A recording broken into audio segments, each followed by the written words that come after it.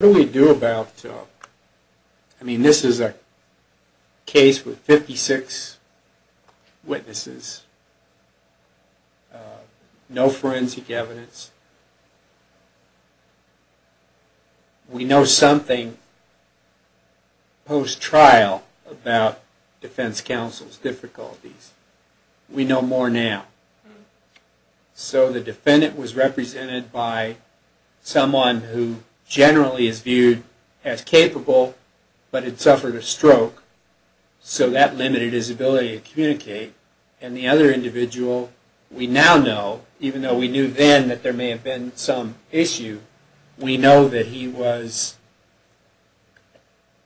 an almost adult life alcoholic with a deteriorating personal situation, daily drinking bouts, inattention to cases. And while he said, well, all I have to do in the courtroom is react, trying a case as a judge with 56 witnesses would be extremely difficult. Being the attorney who has to pay attention to how they are examined and cross-examined would be an extraordinary, arduous task. Why isn't that coupled with some of the things that the defense is able to point to? Why doesn't that make us think there was ineffective representation, or at least we ought to go further with that? Well, their major claim is that the defense was unprepared, which is something that was totally rejected by the trial court. You look through the billing statements when they submitted to be paid. And the fact that Riley might have had it possible, I'm not sure what his impediment were in terms of speech, but he was still responsible for preparing, and he had hired investigators. And that Pickle was the, quote, attack dog, and he was in court. He was able to do what was an excellent job according to the trial court. That's the trial court's view of the performance was excellent. And there was no showing of impairment during trial. And the affidavits talk about how pre-trial, this is not during trial, 2 to 3 alcoholic drinks during lunches. After the case already went to the jury, then he also had like a couple drinks, I think, maybe, and then their question came back from the jury. So it's not like a situation where there was massive amounts of alcohol consumed during the trial or before the trial or anything. Well, except now there's substantial reason to believe that's probably not true.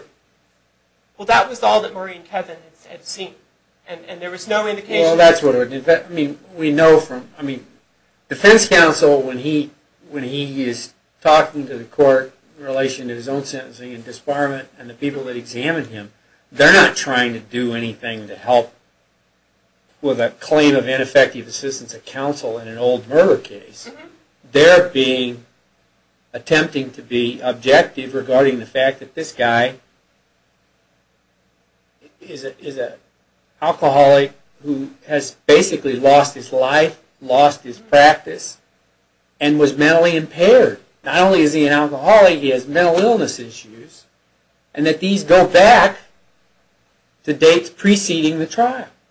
May I please respond to that, Your Honor? Yes, please. Well, essentially, he did have problems with alcohol during the general time frame, but unless they can point to definite showings of impairment during the trial or preparation that affected the actual representation, and they just haven't made that claim, especially when the trial court's already resolved this issue adversely to him. So essentially, that's my response to your question.